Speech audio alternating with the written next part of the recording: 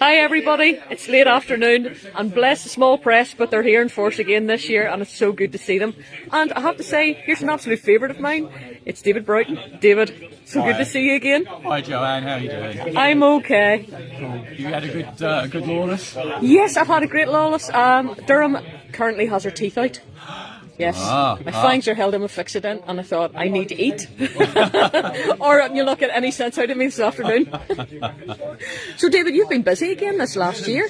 Yeah, I've been very busy, doing a lot of Shame and Kane. I've got Book, as you see, there's a gap there with Book 8 should be. Yeah, I kind of bought the last one. There's a few more, but oh good. And Book 9, which I'm launching at the moment. You're going to be able to get that online on Monday. So was it Monday the 29th? Mm-hmm. So basically anybody that knows your Facebook hit me up and put an order in for it. Yeah, they've been going hot off the shelves all weekend. Mind you, I would say that, but yeah, we've been doing that. The artwork's been going, it's been great. Yeah, so got Book 10 coming out in October, so things are all going. Yeah, you said that you were going to show me a sneak peek of Book 10. I can, but I don't think the viewers will be able to see it because it's on my phone. Shall we try it anyway? Let's see. Okay. Yeah. Bear with me while I find it. Well, I've been enjoying Shaman Kane. I can see that how the character has developed over time as well. Well, you know, that your world building actually. Well, I would say if you're reading Book 9, don't flip through it because there's a couple of major spoilers. Oh. And well, I'm boomering this very badly. And if you flip through, you might see a few visual things that might actually like sort of ruin the story. Oh, right. My big tip is don't flip and basically read it raw as it were. I certainly will. I'm more inclined anyway. I don't like flipping through a comic. I'll flip through a magazine, but I won't flip through a comic. So. Oh yes, I can get that. Okay. That's the finishing. Finish those on Thursday, so I'll be colouring that. And it's beautiful to see your that's the pencils. So. Oh wow! Yeah, this is coming up really well actually on my screen. So Shame and Kane. Lovely. And that's Book 8. And Book 8 is going to have some major plot developments for Shame and Kane. And I'll be working on books 11 and 12 over the next 5 to 6 months. I want to have them ready for Antarctic Press, which is an American publishing company, which is now taking on Shame and Kane as well. So that's a big deal. We're going to have another American audience. We've got a UK audience. We're going to have an American audience. So. Fantastic. I mean, it's developed so much because you've been at this now. You've been at Shaman for quite a few years. Started Shaman about 10 years ago. I decided I want to try and get back into publishing my own comics again about 2010. But as I say, Shaman was about 2012, 2013 I started it, and basically I've been developing it over the last 10 years. So yeah, and it's been going from strength to strength. And do you see an end for him at any time? I mean, do you have an end storyline in your head? I'm not going to answer that because it could potentially give away the ending to Book 12. But I would like to do more, but we'll have to see what happens with the Shaman in Book 12. Yeah. And you've another character here, Slaughterhawk, behind on the poster. Slaughterhawk is the antidote to corporations out there at the moment, and needed, definitely needed. Absolutely. It's set about 50 years in the future in corporate America, so it's United Corporate States of America, and basically Slaughterhawk is this shadowy figure that's coming out and he's hitting corporations hard. Basically what you've got is like normal everyday working class people can't find jobs, can't get buildings, they're basically in state-owned homes, and they have to grow their own food on horrible brownfield sites, and everywhere there are gleaming towers of the corporate workers and everything. Slaughterhawk comes out and he fights for the people. So, that sounds brilliant because it's modern day society. It's near enough. I don't think that's even 50 years in the future. Well, I did Slaughterhawk in 2017, 2018, so it feels a little bit more like it now, and I think yeah, it's just a nice dystopian book.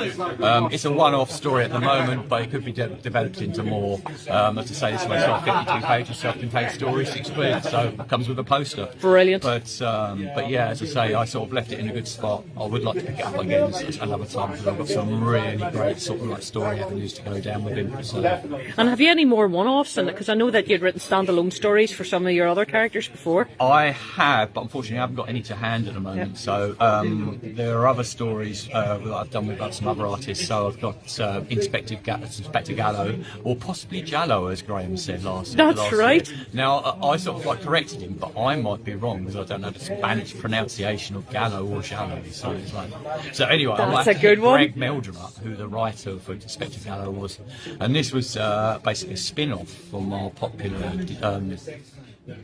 Martillo Devil Smiter, when I can actually remember who he's called. Yep. And unfortunately that sold out I have 6 that. years ago. Yep. Oh yeah. So Inspector Gallo's like a follow-on from that, and so we've got that. You can find, just hit me up again on Facebook and contact me and ask me about it. And we also have another thing called Spectre Show, and again that's a small horror anthology with various horror stories on it. And I did that with a writer called Sean Avery. So yeah, got a few things, but I'm going to be more concentrating on Shame and Pain. I'm going to be putting all my resources and time into doing this. So it's basically I can provide content for Antarctic Press, and obviously for myself publishing over here in the UK. Exactly. So, no, I mean, congratulations to you, because you're the mainstay here for Lawless. You've been to every Lawless I've been to. Oh, thank you. I mean, we do have a lot of people here that are creators and independents, but I've been to every Lawless apart from the first one. And, me too. Yeah, well, again, you're a mainstay of that. And I say, you guys and Paula Bell and his lovely wife are there, and the dinosaurs and everything. Yeah, it's just absolutely keeping us all laughing last year. He did tease us. I did ask him actually, what's the dinosaurs this year? He went, oh, they might be happening. They might be happening. Well, he's been rocking the kilt this year, and I think we'll leave the conversation at yes. that. Yeah. There is actually a photograph of Durham Red with Paul in his kilt, if people want to check the Facebook group. Yeah. Not for mine, that's my No. Yeah. I think possibly that Lawless isn't really... Well, we have a baby here, but Corelia is one of us. She's also a fellow ginger, so, I think nothing shocks a ginger. Absolutely. No, David, thank you very much for this. Oh, I must just have a look at your cups. Normally online it's £15 because of post and packaging, but at Lawless it's £10 at the moment. Oh, very good. So yeah, we're doing those. And I would have had t-shirts, but at the moment I'm going to get the price down on it first, so it's sale demand for t-shirts. But nice one. I normally have t-shirts. They're normally a bigger image because I'm wearing like a polo top here, but normally the actual t-shirts, the images are like a bit more like that and that. It's actually a really nice print as well. It's captured the colours. They're very, sometimes some of the prints from a comic can look a bit washed out, but that's actually a very high quality one. I was going to say I'm going to move on a minute because I can't keep sucking my gut in. So. I know. Oh, I'm going to just do the usual. Show people your martial law. I knew you were coming. Look at that! Martial law out there. Oh, look at that! Because you very kindly sent me one a couple of years ago. Oh, it's beautiful. I mean, that's next t-shirt I might do as wow. well. I might do Shane and Jane based on that. Shane's gorgeous. So I might do her as the next t-shirt. Yeah. She is a great character. And I love the fact that Annie the AI is massively jealous. I know. I know. Maybe they'll work it out. We never know. But, I didn't expect Annie actually to come back the way she did. Yeah. Well, there's a lot more to come, so I can't say anything because it's absolutely the plot's starting to go now. So going to get in there. I think people are going to be shocked at some of the things I have in store for poor old Shane and Kane. So. But it must be very exciting, actually, just thinking about that as a writer, that you're writing away and then you suddenly think, hang on here a wee second. Yeah. Well, I mean, it's like, you've got to think of sometimes these things like soaps, action soap horrors, and again, it's a case of like, you don't want two-dimensional characters, but then again, you want to work your way into these things, you basically, you want to give the people the action, you want to give the people the intrigue, and then you actually want to develop the character, so, I've sort of been slowly over time adding more meat to the bones of Shane and Kane, and Shane and Jane, and all the other people, Obsidian Dark, yes, and all the love rest him. of the characters, so. We're going to be seeing more Obsidian Dark and Snick Snacks and Shame and Jane as soon as I get a moment to actually tell a story for them. So they're going to be coming in. So. That is great, and it's literally getting the time because obviously you have a life too on top of this. Indeed, yeah. Well, everybody does. All small presses, independent artists, independent publishers, everyone's got a separate life. We do it because we love it. So it sounds cheesy, but it's true. Well, if you don't, likewise with the cosplayers, once you stop enjoying something, it's time to think, either I change tack or I do something different. I completely agree. Completely agree. Well, David, thank you so much for your time again. Thanks, Joanne. Really appreciate it, and good luck now with the next episode coming out. Much appreciated. Can't wait to see it. Please just hit me up online if you're interested in showing Yep. Yes, actually, pimp your social media for me, would you? I might have to read it, but the best thing to do is I'm on Facebook as David Broughton. You won't be able to miss me. I can't remember my Instagram, but I'm on Instagram, yeah, but my email address is dbroughton@hotmail.co.uk. Email me. If you've got an order, I'll give you a quote. And also, if you're ordering more than one book, I have bespoke sketches that I actually give to you as part of the thank you, and it also takes a sting out of the post. Yeah, and I can confirm that because I got the martial law one from you. I'm delighted. Yeah, somehow I worked out you like martial law. I can't imagine No, why. I can't imagine as well. But check out the photos. It's fantastic. Well, here, thank you very much, David. Much appreciated. Gonna go for a wander now and see everybody else. Lyndon. Hi, Joanne. Hey there. How you doing? How's the weekend been? It's been alright. Today's better than I thought it was going to be. Yeah. But yeah, I've enjoyed it. Meet all the old friends and make new ones and be loud and obnoxious and Hey, this is Lawless. Annoy David. No, dear love him. Oh, there's your Boba Fett one.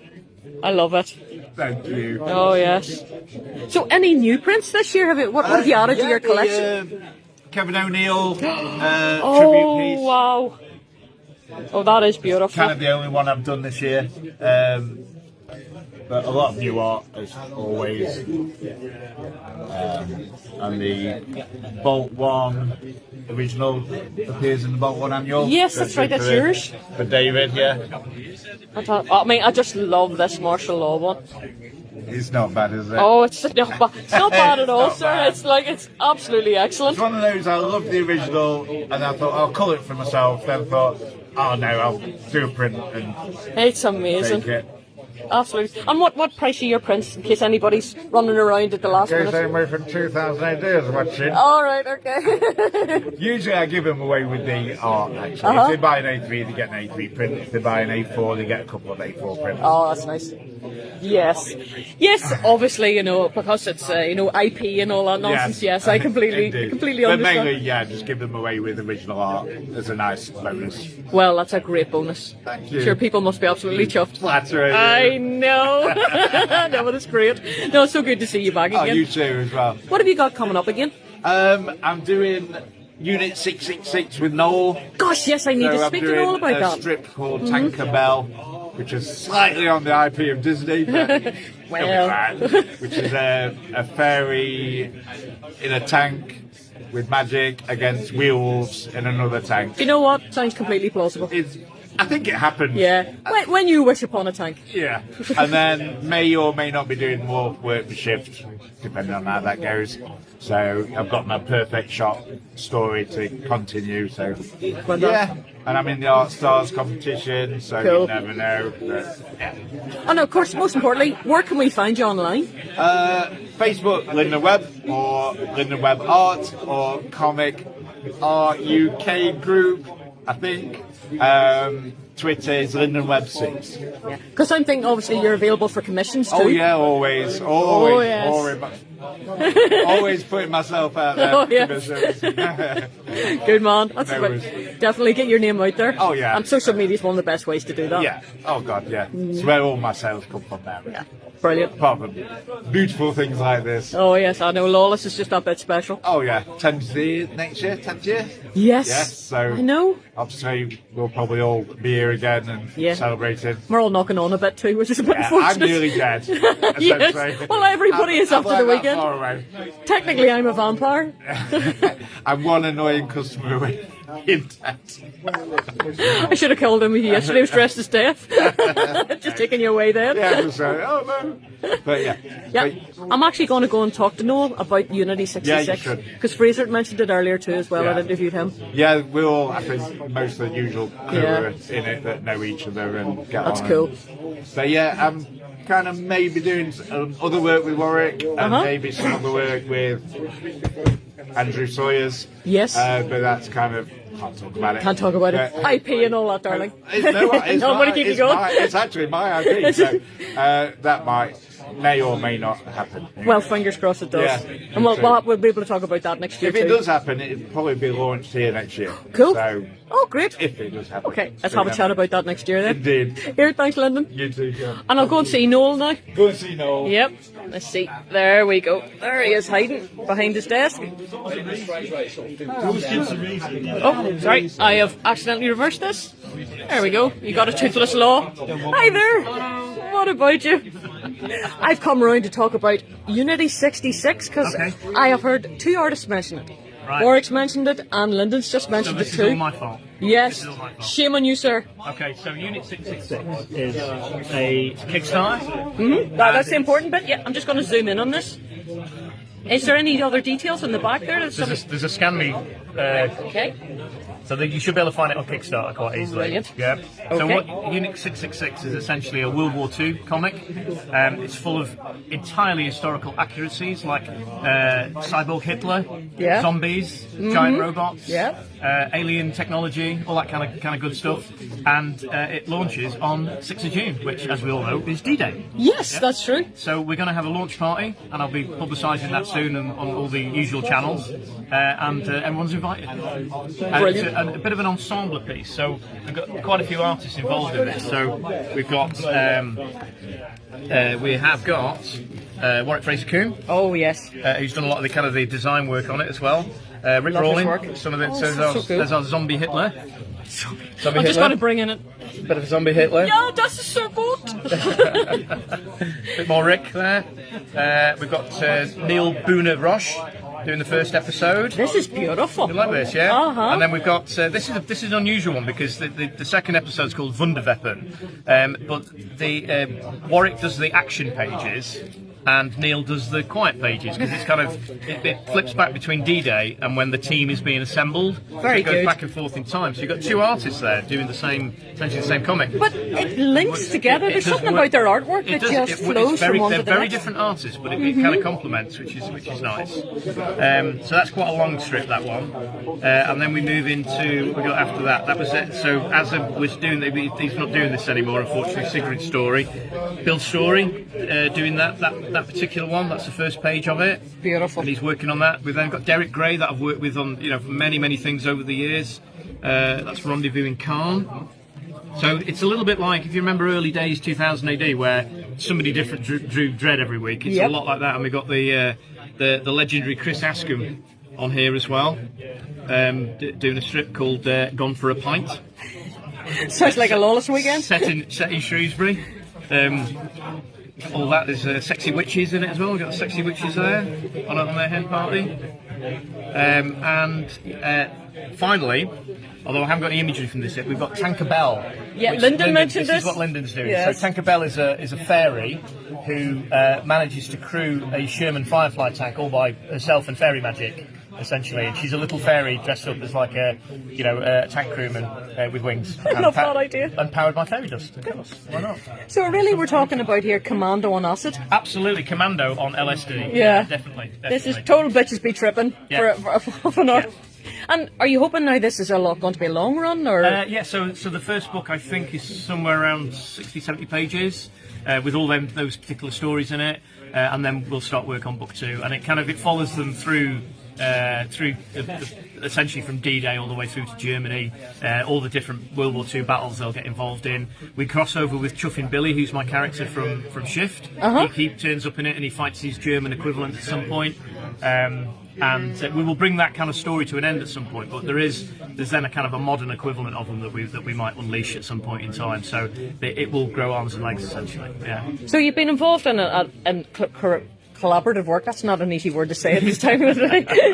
What about your own personal creations? So I'm going to come around here. 666 kind of started with me initially. Uh-huh. We've also, if you look broader on the table here, Street Meat is probably our kind of what myself and Rick Rawling are probably best known for. And Street Meat was we first self-published it about 30 years ago. And then we did a sort of digitally remastered edition for Lawless in 2019, and that was where we kind of relaunched Rawhead and what have you at that point. So that's our kind of self-published sort of piece. We have Air Warriors, which we published back in the mid-90s. We're doing a new edition of that this year, similar kind of format really. And then my work in Shift as well. I work with John Weldon on Chuffing Billy, which is fantastic. in the Shift yearbook. Yeah, and then I've also got this beast here. Represents sort of 33 years of short stories and comics and what have you that I'm putting together. So it's a bit of a work in progress at the moment. That is incredible. I mean, Paula, how do you live with this man? He's very busy. Yeah. Yeah, but you're sort of on a creative. I am very much on a creative tip at the moment. Yeah, it's a good feeling. The other thing that we do, so I write a lot of short fiction as well as comics. And these books are kind of short ones that we do on Amazon Kindle Direct Print. And the two, what we call the Derby Zombie series, is essentially a satirical take on the pandemic. But it's a zombie plague rather than a bad flu. I would say we probably did live through some sort of zombie plague, considering what some people were like about it. There's a touch of the this cover here, touch of the steampunk about them. It is that. So that last one is Captain Cadwallader. I've been writing stories about him for this past sort of 30 years as well, and also he's starting to pop up in my other stories. Right. So he's going to be in Unit 666. He's also going to be in Chuffing Billy at some point as well. It's like meeting friends.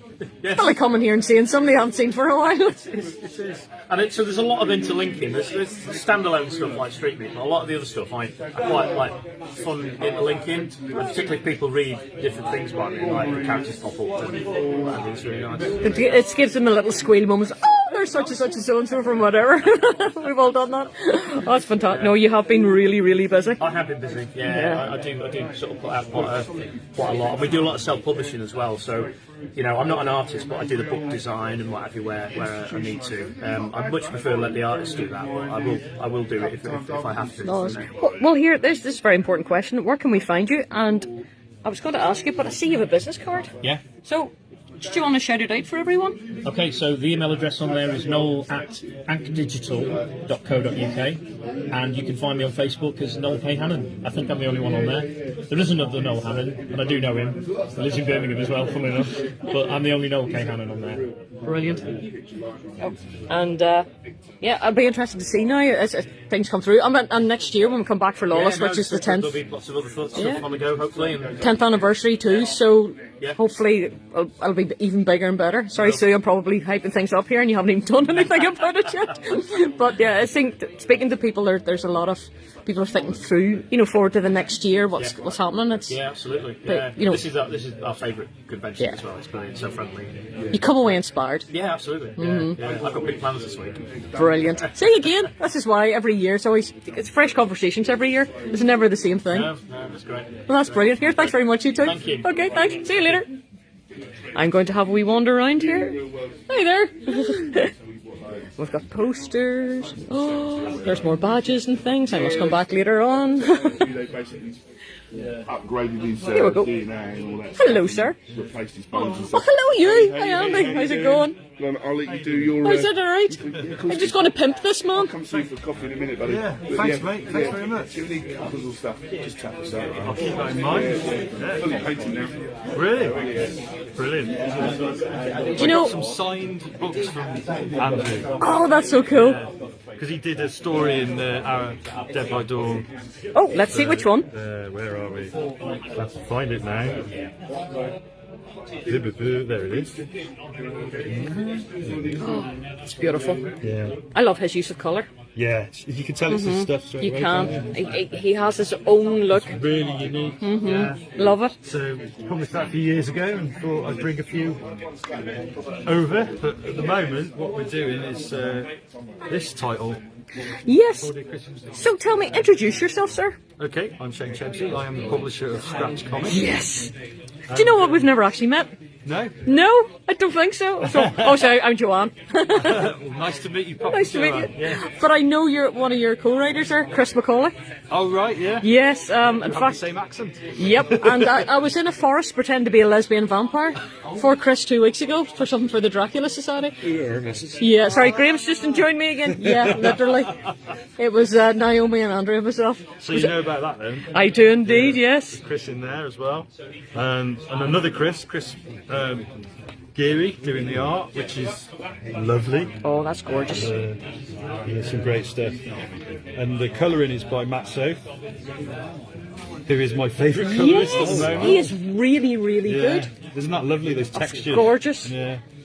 Matt also did the colouring in Dark Legacy Dark as Legacy. well. I remember that actually coming up on Facebook too.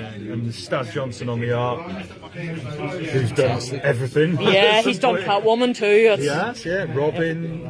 Yeah, look at that. And what a great character too as well. definitely. I mean, the fact that Claudia Christian is involved in it. Claudia's fantastic. You know, she's so good to work with. She's really down to earth, really nice person. Because a lot of people don't realise that she has been an author in her own right too. Yeah, she's a good writer. Yeah. I mean, this isn't just like her name with Chris writing it. This is real collaboration. You know, a lot of people, you know, because you get these like celebrity comics that they just put their name on it. It's a real, genuine collaboration. I know because I've seen them like discussing the stories, and it's fantastic. Chris has done so well. He really has. He's just gone into everything. He seems to have his finger in so many different pies. Works really hard. Because he calls me at ridiculous times of the That day. would be Chris. Sorry, Chris, we know exactly what you're like. I've had this idea, it just occurs to him. He never stops. And the great thing is, like, sometimes I'll have an idea and I'll say to Chris, "Oh, could we do this?" And he'll go, "Oh, sure, I can write that for you." You know, and he'll just. So I didn't realise that Chris was Scottish. Terrible attempt at the accent there. But it seems like when I speak to Chris, I have to do it in Irish. But he does a great job with every idea, and then he'll like come up with something else added on. I can't talk about them in detail yet because they're still in the process of being created. But some of the titles we've got coming up with Chris, they're going to be really, really cool. Yeah. I can't wait to tell people about it. Just full of so many ideas. Yeah, He really is. He is an ideas man, but he's also not just an ideas man. He gets the job done. You know, he writes the script, Yeah. he gets the script done. You know, the work rate is there. And a lot of writers, it's like, yeah, I've got this great idea, but it never actually happens. Yeah. You know, but with Chris, it happens. He's good at bringing people on board too. Yeah, he's great. He's got a good eye. Yeah. He's really good with the artists, and with the colourists, and all that sort of stuff. He cares about people's careers. Yes. You know, he wants to. If he does well, he wants to bring people along with him, and that's my mindset as well. So we're of the same mind, you know. So we work together really well because of that. Well, And we're also doing Hedrick at the moment. So Yes. this was the first issue and the second issue, and we've got some sketch covers. I'm particularly impressed with this. There's one particular issue cover, yes. This was Jimmy Broxton's variant for issue 2. That was printed pretty much to demand. It was a Kickstarter exclusive. So I think that's the last copy in That's a existence great that hasn't been sold. great image. Yeah, it is, isn't it? Absolutely So yeah, fantastic. it's really rare actually, because you know there won't be any more printed of that. Yeah. You know, it might appear again in a covers gallery somewhere, but as a cover, I think that's the last one. And what's the story about? So Hedrick is it's a folk horror detective story set in the southwest of England, and basically a bunch of mummers who, I don't know if you're familiar with the mummery. It's like people dress up as folklore characters. I mean, like, who would dress up? Yeah. Seriously, who what sort of bloody weirdos would dress up? So Freaks. they decided to take the law into their own hands. And originally, at the start, it seems like this is just a bunch of strange people taking the law into their own hands. But then they start to uncover a bit of a conspiracy, and there's a much larger organisation. And they realise that the people that they're trying to expose are actually the real villains of the piece, you know. But I don't want to give too much away because we're only on issue 2, and issue 3 comes out the end of this year. So you've big plans then for the incoming year? Because I'm asking everyone this. You know, you're back next year. We'll catch up again and see what you've been up to. Hopefully, have a lot of titles next year. Yeah. We've got Dracula 2 coming out, and we've got Claudia's new book is on Kickstarter at the moment. Wonderful. So if anyone wants to pledge, Yeah. and you can get issue 1 as well with the Kickstarter. We're doing a catch up. So if that's that leads me to a very important question. Where can we find information on how to buy your lovely goods? just go to the website. Yeah, and the website is scratchcomics.co.uk. brilliant. Yeah. Or Kickstarter. Or Kickstarter, yeah. We've always got stuff on Kickstarter. Kickstarter's good. When's your next Kickstarter? We've got one running now. Okay. Which is Legs' number 2. Oh, okay. And Claudia's doing a sign-in for number 1 on the 10th of June at Forbidden Planet in London. And she's also going to be coming to, what's it called? LFCC? LFCC. Yep, that's it. London Film and Comic Con. Yep. Yeah, she's going to be there as a guest. And so we're going to be signing copies of number 1. Number 2 won't be out by that point, but we will be signing copies of number 1. So that'll be a good show. And Forbidden Planet have already pre-ordered quite a lot. So I think the signing in London is going to be very busy. There we go. Good man yourself. 28 days to go, folks. Yeah. Would you be taking any late pledges after it's expired? Once it's done, it's done. So yeah, they do need to pledge within the scope of the Kickstarter, because the Kickstarter version is thicker. So we always do it for our main titles, like for instance with Dracula, it's got a spine. That's a variant by Mike Collins. Yeah, that's beautiful. Oh. And there's extra material in there. So there's text stories, then there's the actual strip itself, but then additionally, there's also some other text stories, some extra art. Yeah, I love beautiful. it's almost like sepia. Yeah, it's nice, isn't it? Yeah. That's gorgeous. Yeah, Look at that. Oh, Isn't that look at beautiful? Yeah, that's Cy Shinner. Did Gorgeous. a great job, didn't he? Oh, superb. That's the 4th bride who's introduced in this story. And there's a lot of really cool stuff from Bram Stoker's notes that have been incorporated into this, 'cause it's a sequel of Dracula in comic book form, co-written by Dacre Stoker. So there's it's a family member. Yep, actually, the actual Stoker family are still involved in this, Yeah. So it's an official sequel, basically. And there's some extras in there. So we always do that. We always do, the Kickstarter version has a bit more to it. As with these, there's that was only available on Kickstarter. So these are just a few overprints that I've got left. Right. When they're gone, they're gone. Yeah. But there is extra stuff in here as well. There's a text story. Introducing Bruce Boxleitner's character, Jake Reeves, hard-ass marshal on Mars. It's really cool. It's like a western on Mars, basically. And there's more text stuff, and there's some background stuff as well. Stas did some pencils, and we always do a thank you page on the Kickstarter. That's always nice. That's what sometimes one of the first things people go to. Yeah, because we want to acknowledge we couldn't do it without the readers, you know. So that's the Kickstarter version. But then when we do a regular version for the shops, it's still a really nice, high quality book. But we don't have all the extras in there. Oh, yes, I see that. So it's an incentive really to try and get the guys, if you want to support us, go to the Kickstarter, and you'll get a little bit more than you would. There's trouble going on behind you. There is. Yes, there's a few dinosaurs. Yeah. The dinosaurs are here. I wonder I thought somebody's being attacked in the background. I could hear this.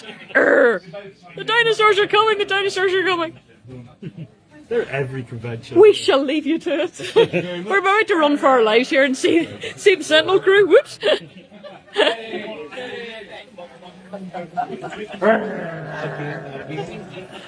Has anybody got a big rifle?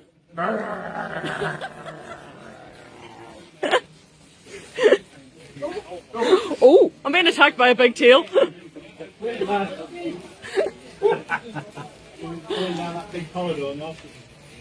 Dinosaur run. It's traditional at Lawless for the dinosaur run. Oh, you're getting minded. That's got to be that's the Labellosaurus. He says you don't go to a convention and get laid. I know. We're not all virgins in this room today this weekend. Yeah, I wonder when these boys would come out. Yes. Where is this? Somebody said Tennessee. There's a few of them. Why? Labelosaurus!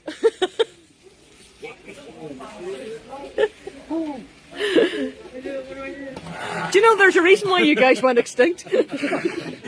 Rubbish at going through doors. It's the Cerosaurus. Just invent doors. That's how we escape. This is how we escape from the velociraptors. Make really low doors that they can't fit underneath, and then they can't fall. I see, we thought we could get away from the Daleks because they couldn't go upstairs, but they worked their way around it. Look, finally, I'm getting round to you, Ed. Hey, yes. hi, John. Where's your compadre, Alan? He always disappears. He just Oh, good grief. Typical, just leaves you to do it all, really, doesn't he? I know. So, Ed, big year for you? Yeah. Look, the launch of Bold One. Basically, all the copies we brought here for the general public are sold out. Brilliant. What we do have here is backers' copies, but backers that we're supposed to have today didn't show up, so Alan will post it off. Yeah.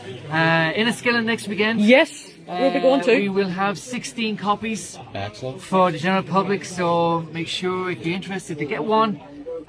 We only printed 200. Those 200 are done and dusted. That's it. No reprints. Done. So, can you explain to anybody watching that doesn't know about the Bolt issue? So, Bolt the reason for One it? is basically a tribute annual to Dave Evans. And Dave Evans was the editor of Zarjaz, Dog Breath, and Future Craig. Unfortunately, he passed away unexpectedly back in 2021. And last year we decided, well, why don't we do a tribute to him? Because he was a big supporter of the indie comic scene. So anyone that you've talked to here, Lyndon, David, all those, they drew strips in Zarjaz and Dogmat. So we decided, look, why don't we pay tribute to him? So we put out the call last year for contributors, and we got about 60. So basically, we just got all the artwork in, all the scripts, and everything else. And we were going to plan like a 64-page magazine, and then we decided we'll go for an annual. And then that went to 96 pages, and it ended up, in the end, 146 pages. Ooh, that's a meaty So tune. it's a hefty tome. Yeah. But yeah, so got published, and yeah, here we are. You know? Fantastic. So yeah, so anyone going to Enniskillen, 16 copies will be there. Make sure to get a copy. Yeah. They're £25 each. Cash only, because the cash goes straight into the charity. Good, that's great. We've lodged so far £2,170 for the survivors of bereavement by suicide. Oh, that's fantastic. Really, really good work. And there he is. There he is. Hello. Alan, how are you? How you doing? I'm just going to take a moment here to get my Lawless wig out of my face after being attacked by the Paul-saurus. Look at that, sir. It's amazing how many people that work for the 2000 AD have never seen it Yes. in the flesh. Saw someone selling a copy for spinner. Yeah, it's £400 it went for. Mint condition with a space spinner. Couldn't Wow. believe it when I saw it. I know, and you think like what we've all had in our attics, and as kids, like, you've got to get rid of all those comics. I run a shop which sells figures and stuff like that. You always get people coming in, and it's always the mum. Dad never throws stuff away.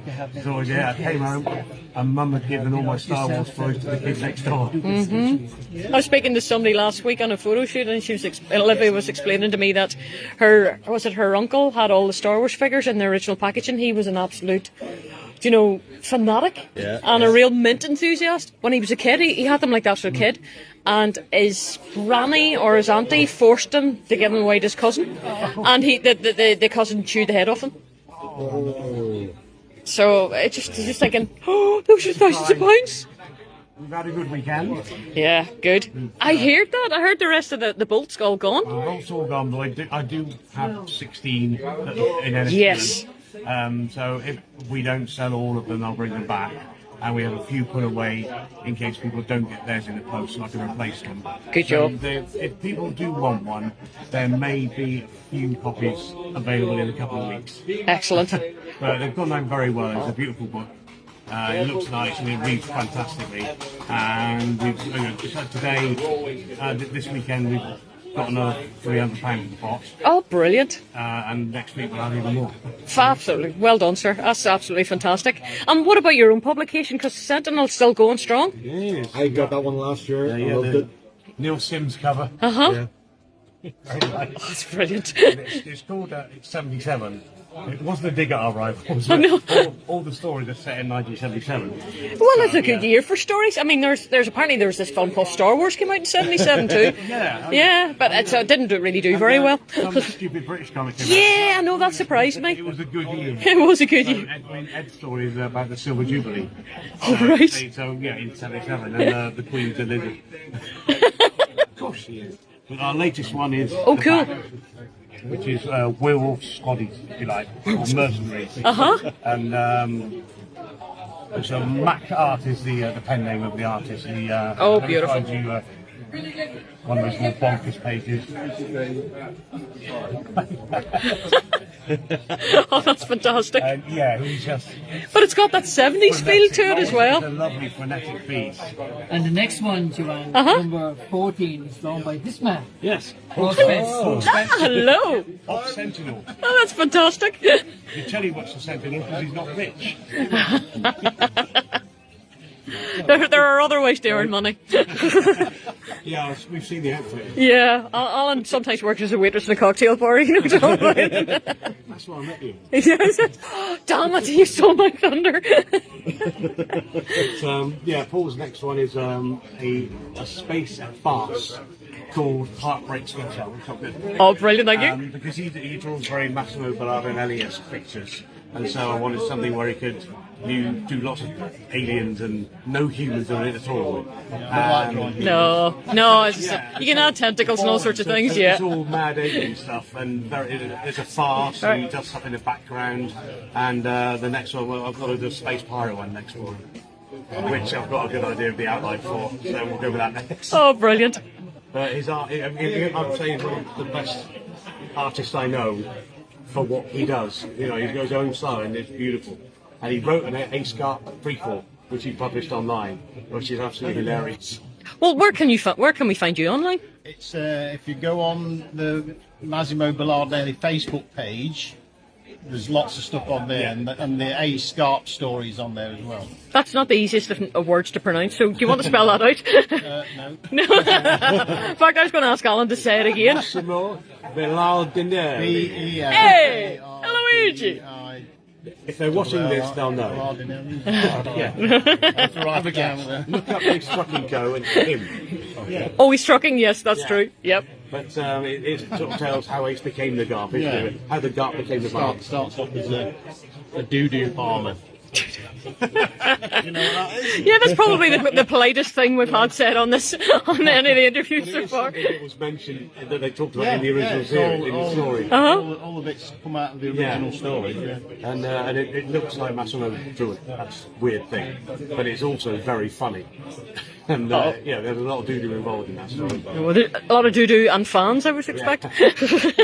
Yeah, all is on the Massimo. I think it's an appreciation page. Yeah, Massimo Bernardinelli Appreciation Society or something like that. Run by Robert Cox. Yes, if people like Massimo's art, that's a great page just to go on and just look at stuff. Fantastic. You don't have to join in, you can lurk there quite happily. Brilliant. We're all big fans. And what about yours and Ed's work? Sentinel, where can we find it? The Sentinel comic Facebook page. We tend to just stick it everywhere. Yeah, so the Sentinel page just keeps you updated with what's coming out, really, and we'll put sort of previews and things like that. We've got what's coming out. We've got the Paul's one. We've got the covers being painted by a guy that used to do Star Blazer covers. Oh wow! Keith Robson. Yes. And I didn't know he was still around, and I saw him on Facebook. He'd done a painting of a pub, a local pub. I assume it was in a commission. And I contacted him saying, we do this, would you like to do a cover for ours? And what he used to do is he'd take a page from the interior and he'd sort of reproduce it more like Chris Foss would do it.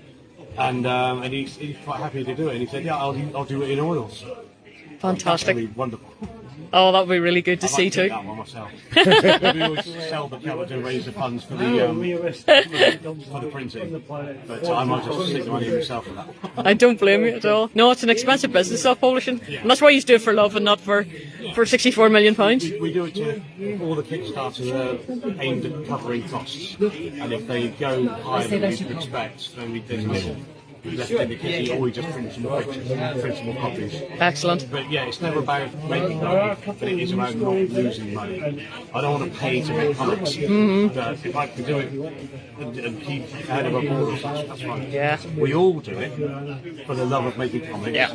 But if anyone wants to give us money to make comics, well, exactly. we're really happy to sell out. We're not a profit.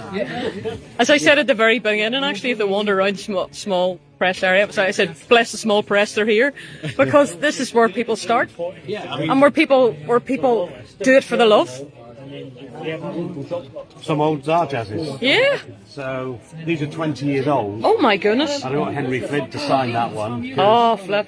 You see young Henry Flint, and it says, Art Henry Flint trying to be Esquire. Oh, bless him. So, yeah. So, yeah, these are before I ever read it as well. Oh, yeah, the one. Oh, there we go. There's the end. Everything's finished, folks. Last orders at the bar. Lawless 2024 will be the 10-year anniversary. So just listen in on this for a second. Next year, so do come and join us again for another weekend. We are all we're going to sort of head off now. That was the last panel of the day, so thank you for everybody for joining us. The Steve Dillon exhibit has now closed, so they're all going to be packing up. And so thank you ever so much for joining us, and we do hope to see you again next year. Thank you. If I could just add to that, you better be here next year, especially if you've got a judge costume. There's poor Sue. Dear help her, she hasn't stopped all weekend. The hardest working cop woman in the convention scene. Hello, fellas. Right, well, we're going to close off here as well. This is probably going to be the last interview. We might do a wee wrap up. We'll see how we get on. But I just wanted to say, in case we don't do another one, thank you very much to all the creators, the writers, the fans, the comic book artists. You've all been absolutely fantastic. And this is a convention which is like coming home. This is a family convention. And I don't mean as in wife, husband, 2 kids. I mean as in the family that you choose. And really special people. So on that note, I will hopefully see you all next year. Oh, hang on a wee second. Have you stolen anything? See these bags? Can you account for these bags, madam? Yeah, there she's away. She's tough neck. She's naked some. Nadia, I think you need to kind of sort her out. Oh, yeah. Get your judge costume back on again. Oh, so, Wendy, have the final word. What is it? Brilliant. There we go. That needs to be next year's strapline. Lawless. Brilliant. Yeah. Okay, Wendy, thank you very much. And try not to get nicked on the way home. See you, Wendy. Yep. See everybody else.